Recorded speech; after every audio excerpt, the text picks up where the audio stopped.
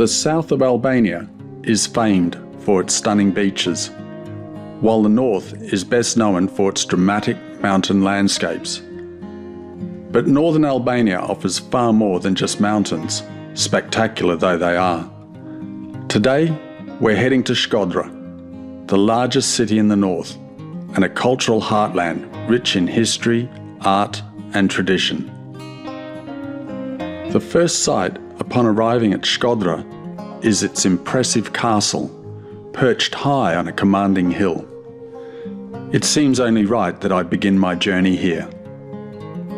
The Rozafa Castle is such a great place to start my trip. From here I can see everything. Looking south, you've got two rivers, big rivers, the Drin and the Kiri, and they converge right here below the castle. To the north, the Buna River flows out of Lake Scodra, which stretches wide before me, then fades into the distance. This is the perfect setting for a fortress, strategic, elevated, and commanding. It has served that purpose since antiquity, withstanding numerous sieges, most famously resisting Ottoman invasions during the medieval era. Mehmet II then launched a huge siege on this castle in 1478, 10 years after Skanderbeg's death. It was a bloody siege and neither side was giving in. This castle was held by the Venetians and they refused to surrender. Mehmet II was also taking big losses. They decided to come to a truce. The Venetians would retreat, the inhabitants of the castle would be saved, and the Ottomans would take over. After their conquest, the Ottomans set about restoring the damaged fortress and became the latest guardians of a site that was already 1800 years old. They were but just one in a long line of caretakers. Over the centuries, this fortress has been held by the Illyrians, the Romans, the Byzantines, the Bulgarians, the Serbs, the Venetians, and the Montenegrins, each leaving their mark on Sckodra's layered past.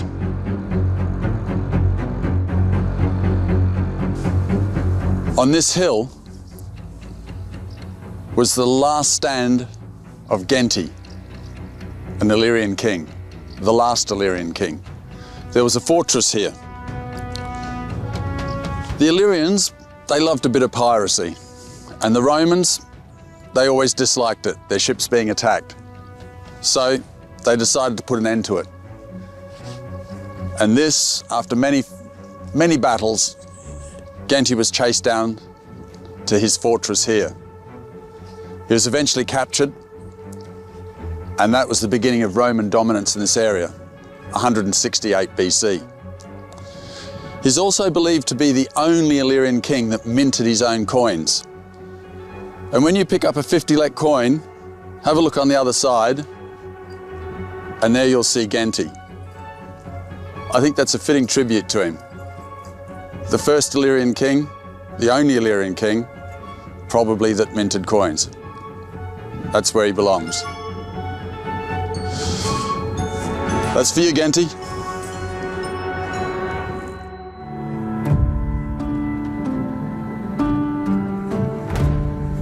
There's a legend attached to this castle, a famous legend, and the reason why it's called Rozafa Castle.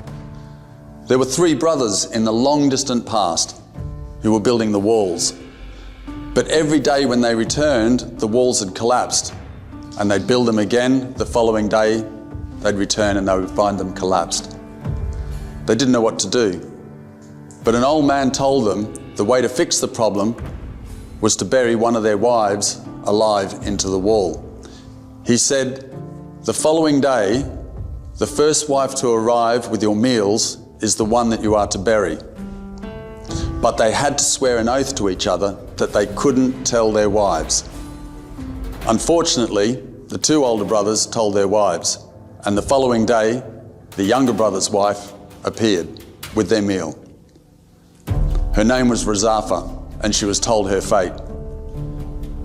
She took it without resistance or crying, and was buried into the wall. But she said, "I'll do it on one condition, that a hole will be left in the wall for my eye to see my child. A hole will be left so my breast can feed him. Another hole for my foot to rock his cradle, and another for my hand to comfort him when he's crying."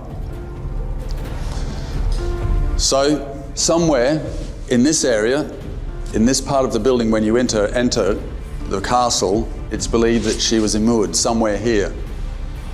And people say that today milk still seeps from the castle walls. The first time I heard that story, I thought, well, we always believe some part of a legend, and there's always some sort of truth. But when you come here and you see this, it's like milk running down the walls. Rozafa, forever captured within inside her castle.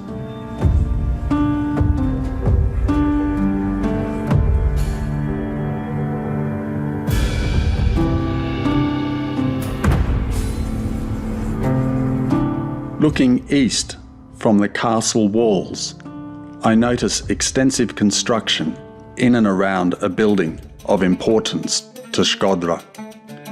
Intrigued by the activity, I decide to head down for a closer look.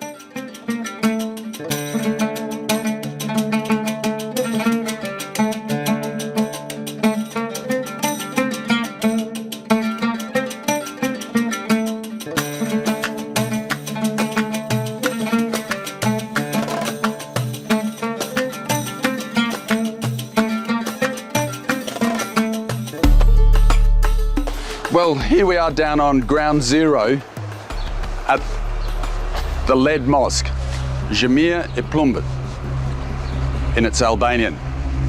They're doing a massive project here with being funded by the Turkish government, because this mosque is so important, and it's great that it's being brought back to its original condition for the people of this community to worship in, and also it's going to be open for tourists to come and see.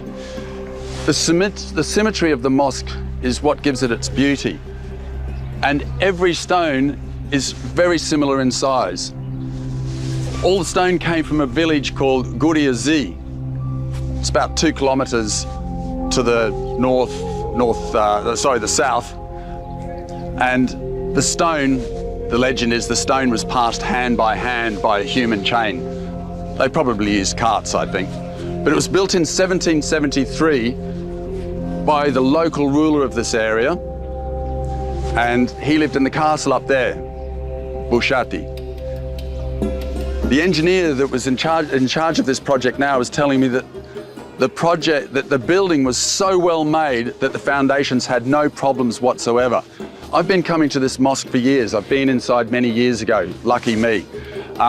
Lucky you guys too, because it's going to be open to the public outside of worship times if you come to Scodra. But many times when I've come, this field all around us has been flooded with water, because you have the Drin River coming down the side here, and the Kiri River also, the confluence is just slightly upstream. So when it rains and the snow melts, this whole area goes underwater, and so does the mosque. He was telling me that the floor of the mosque had silt about 50 centimeters under the floor before they put concrete on it after communism. This mosque was closed during communism. From 1967 onwards, it was illegal to practice any form of religion, and this mosque closed.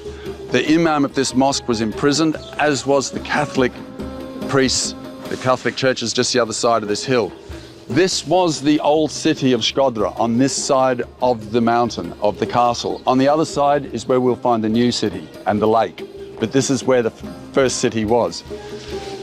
These walls, I'm told, in this particular area that we're standing now, go down 40 meters into the ground. The membrane is a concrete plastic that is about 60 centimeters thick to stop any moisture coming through and destroying the foundations of this mosque. As you can see, it's below the level of the land around it, because over the years, with the silt building up, this field has increased in volume and come up above the mosque.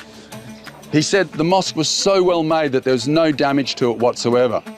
they had to rebuild the minaret because in 1967 it was destroyed by a lightning strike. Many people say it was destroyed by the communists because it's the same year that religion was banned. But the people of this community will tell you that it was actually rufe. It was a lightning strike that hit it. So they had to rebuild it. Interestingly enough, they had to use photographs to replicate that minaret. And where'd they get the photographs? From the Marubi gallery, one of the great collections of photography in Albania, which we'll be visiting later. And that's a good point to move on to that after we've been inside this mosque. Two more interesting things about this mosque. One is, I'm a big fan of Edith Durham, who's an English writer. She came to this part of the world in the early 1900s, traveled a lot through specifically Northern Albania, but other parts as well. She was so loved by the Albanians because she stood up for their independence. She voiced her opinions to diplomats. Back in London at the conference there in 1912, she stood up to say Albania is a country and it needs to have its own identity and its own sovereignty, which a lot of the other international powers weren't in agreement with. She also started the Anglo-Albanian Association with another Englishman. So she was allowed into this mosque. There were lots of consulates here because this was an important city and a lot of foreign consulates. And a lot of the consulates wanted to get inside that mosque to see it because it's such a special mosque. It's unique. There's no other mosques like this in Albania. It's Ottoman in its design. Bushati wanted to have a mosque that was similar to the regal mosques of Istanbul to show his prominence and importance in the area. That's why it has this Ottoman architecture. It's not like the one in the center of Tirana that is much more Albanian in its architecture and other older mosques in Albania. This is very unique. It's a beautiful mosque. The symmetry is fantastic. The consulates were very upset that they weren't allowed in, but Edith Durham was allowed into this mosque. She was invited in. And to show how much the Albanians respected and loved Edith Durham, they said that she didn't have to take her shoes off when she entered this mosque. She did, however, take them off. She's a polite woman. But that just shows how much they loved her. The consulates in this area, they were very annoyed that this English woman was allowed in and they had never been given permission. That makes it really special from a British perspective. But also, at the collapse of communism, there was a massive gathering here at the end of 1990. And there were people from all different faiths, the Orthodox, the Catholics, the Muslims. They all gathered here. And the reason they gathered here was they were excited about soon to be able to practice their religion, and they wanted to get on with it as soon as possible. So there was a big meeting here. This mosque was the place for it. There was prayers were held here at the 1990 by an imam called Kochi. He'd been imprisoned for 23 years prior. 12 days or 10 or 12 days before that, the Catholics actually had a mass on a desecrated cemetery just the other side of this hill. So Scodra really is the birthplace of religion resurging after communism, and this marks a very important place for that, for the meeting and then also for the first Islamic prayers that were ever held. I'm so excited at what's going on here. It's just, it is an amazing place, and this is going to be fantastic when it's finished. You guys are lucky to be able to go inside this when it's finished, because to get inside, even when I first came here, it was a matter of luck. And I was lucky that day when I came and I was allowed in. So come up here to Scodra and check this out. We're going to go inside now and have a little look at what's going on in there. And it'll be finished in June this year. Get your tickets. Let's go.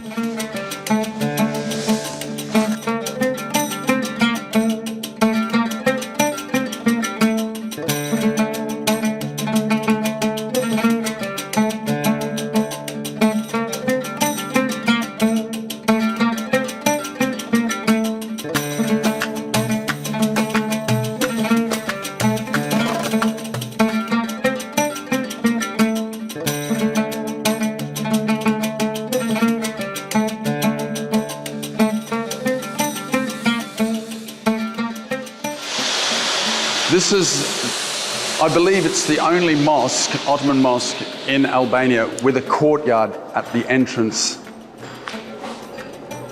And it's a beautiful little courtyard. It has small domes on the roof around the edges, which give it its name, which are covered in lead. In 1916, this whole area was once under Austrian control. And when they retreated in the First World War, they stripped the lead off this mosque and took it with them. It's got a new roof today.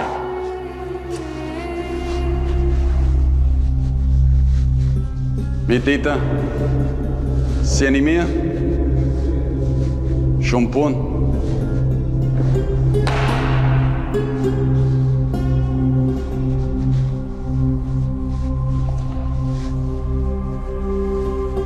It's just gorgeous. It's very simple. It's all symmetrical.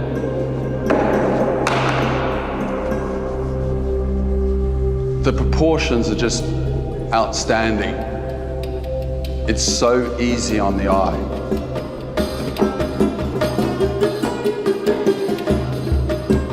It's just gorgeous. The reverberations in the dome make your voice feel like God's speaking to you as it comes back down. It's a wonderful experience. Let's go to the Marubi gallery because that's where they got the photograph for the minaret.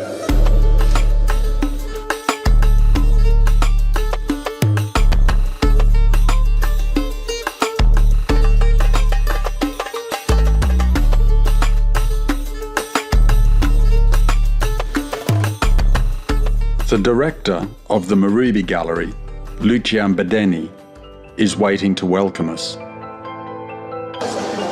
Lucian. Hi. Good to see you again. You're welcome. You're welcome. Si jeni mirë? Good. Si jeti? Unë jam shumë mirë, faleminderit.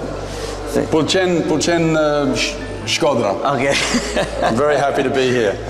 Dhe unë jam shumë I gëzuar për këtë. Faleminderit. So, tell us a little about the gallery, the Marubi gallery, when it opened and the history. The Marubi Museum was quite a new one, but the collection is one of the oldest photographic collection in the Europe. Yes. So the museum was inaugurated in 2016, and from that moment we developed here different programs. Yes. So one of the program is the exhibition program, yes. the temporary exhibition program.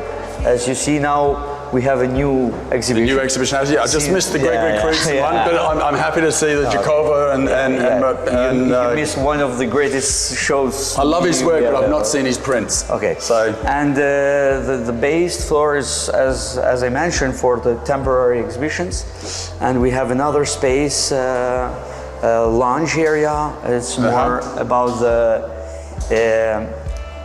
Exploring books and the history. Exploring books. It's a part library. It's another part with touch screens and a relaxing place as this courtyard. I've spent a good half hour out there sometimes with a book.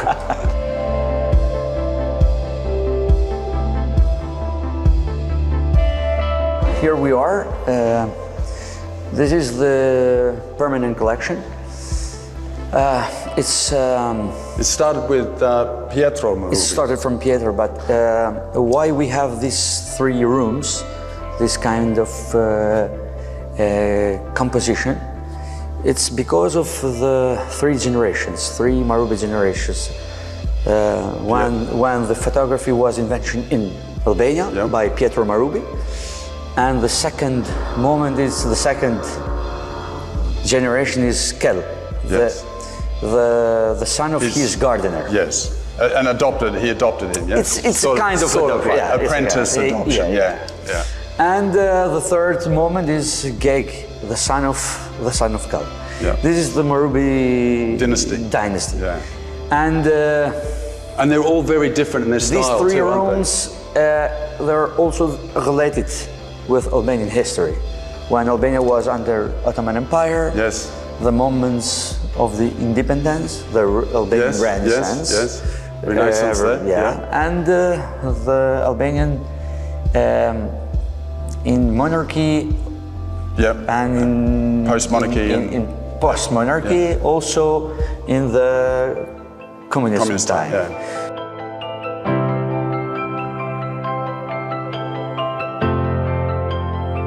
Lucian kindly guides me through the exhibits in the permanent collection. Each artifact on display helps to tell the story of this remarkable photographic archive and the history it preserves.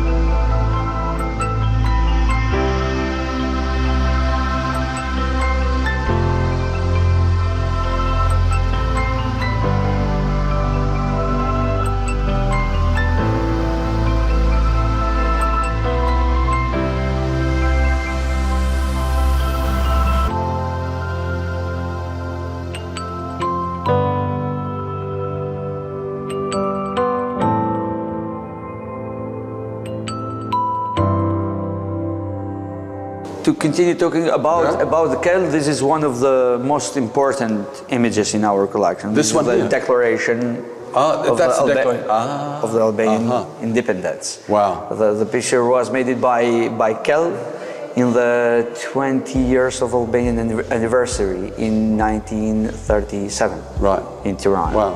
When the document was exhibited, I think, for the first time after. Do you know where that document is now? I don't know. No. So the photographs are here. So that's we're lucky. We have the photography. So this is also the first Albanian parliament, 1921. Wow. There's a few important men in there that played their part in history. Also, this photography, Prince Vid. Oh, that's Prince Vid? Yes, Prince Vid with his wife greeting the people in Durrës. That's really interesting. Yeah. Was that was a hotel, or that was where he lived? This was the residence. That was his residence. In Durrës. I've never seen that. Yeah. I've never seen that. I think this is not anymore. Yeah. No, it's not. No, the building's not anymore. That's why I've never seen it. Yeah. And I always imagined what his residency looked like. That's fantastic. What a wonderful thing to see. There he is there. Vid. Yeah, he didn't last long to wave. He was gone soon after that. With his wife, Sophie. Sophie, yeah. Wow. Yeah. It's a big building, isn't it?